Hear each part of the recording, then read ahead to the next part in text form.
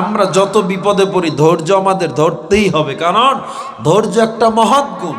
যত বিপদে পড়ি, টাকা নাই, পয়সা নাই, অর্থ নাই, আল্লাহর কাছে বলবেন, কারণ আল্লাহর কাছে যা আছে পৃথিবী কারো কাছে আছে? পৃথিবীর মানুষের কাছে চাইলে বেজার হয়, আর আল্লাহ কয় আমার কাছে না চাইলে আমি বেজার হই। চাওয়ারও কিছু সিস্টেম আছে।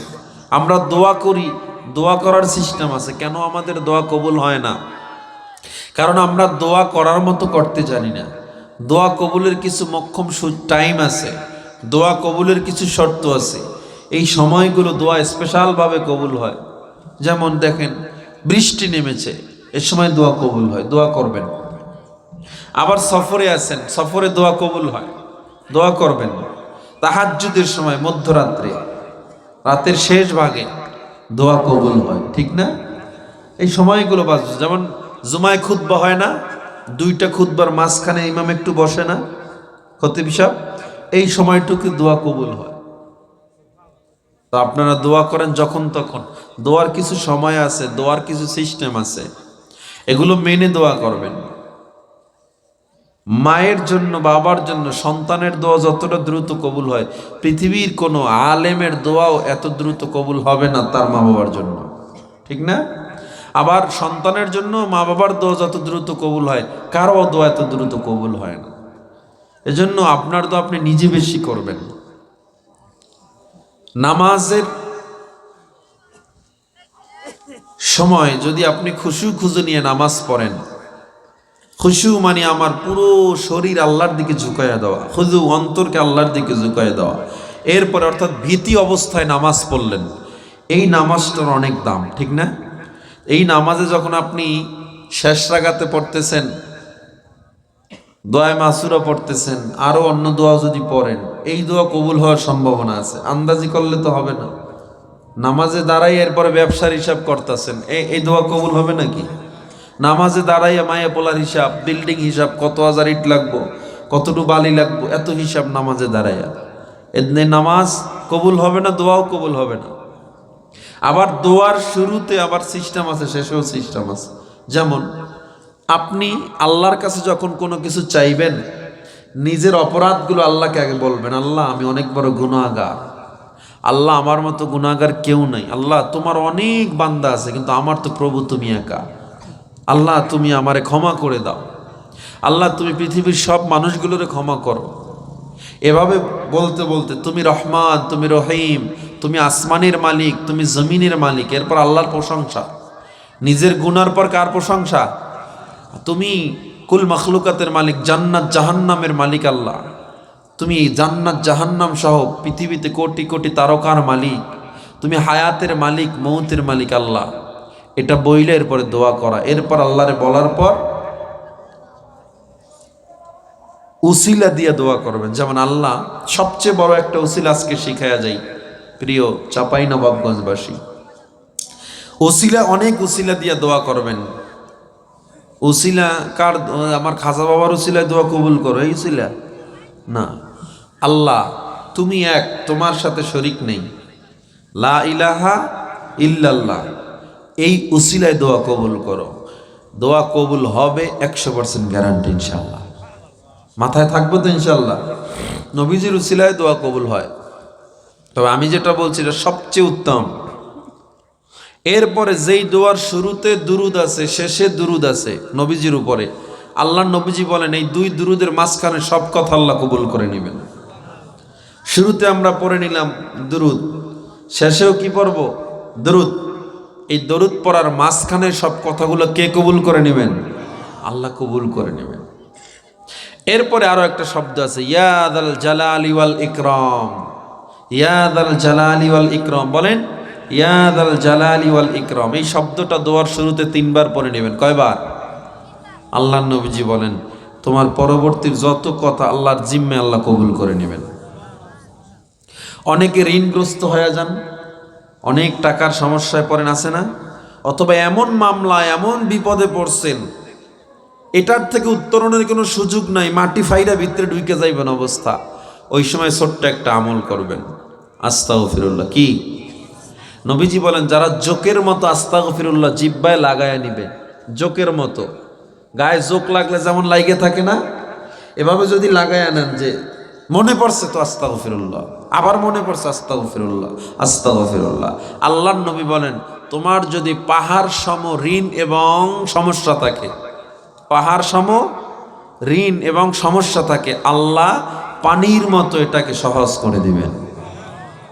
পাহাড় মতো ঋণ কি মনে করেন? পাহাড় সম ঋণ কি মনে করেন? পাহাড় সম মাটির ঋণ না স্বর্ণের ঋণ? স্বর্ণের ঋণ। 1 কেজি স্বর্ণের দাম কত জানেন আপনি? 1 ভরি স্বর্ণের দাম 1 লাখ টাকার উপরে। 1 ভরি 100 গ্রামও না সেখানে, ঠিক না?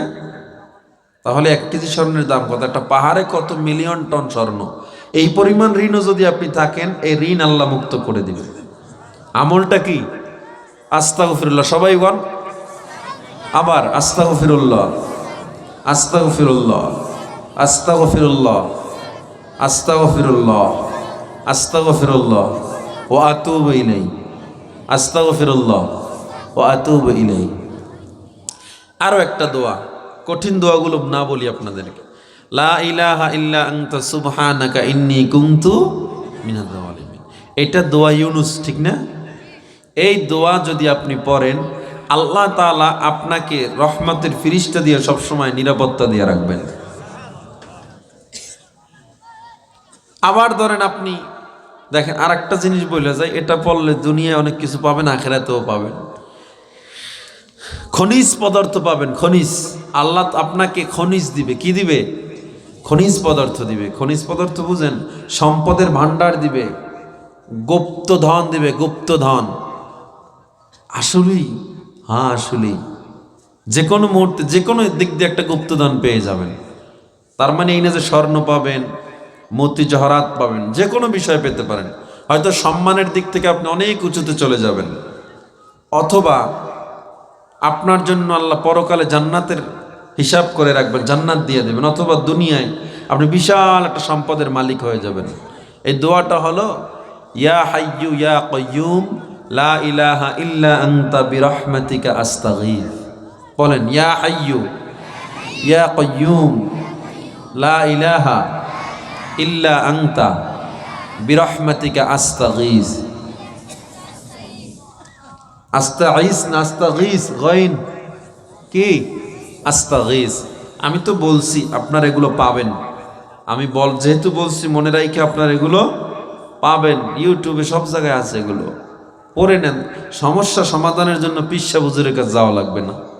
সমস্যার সমাধান করবে কে? হ্যাঁ, খবরদার। নিজে আল্লাহর কাছে বলার যে দাম, আর একজনের দিয়ে বলার ওই দাম নাই। হ্যাঁ, মুখলেস আলেম, একদম আল্লাহওয়ালা, এদের কাছে গিয়ে বলবেন, তারাও দোয়া করবে, আপনি নিজেও দোয়া করবেন। আপনি কোনো কাজ শুরু করছেন, রান্না শুরু করছেন, রান্না রান্না জাস্ট উদাহরণ দিতেছি।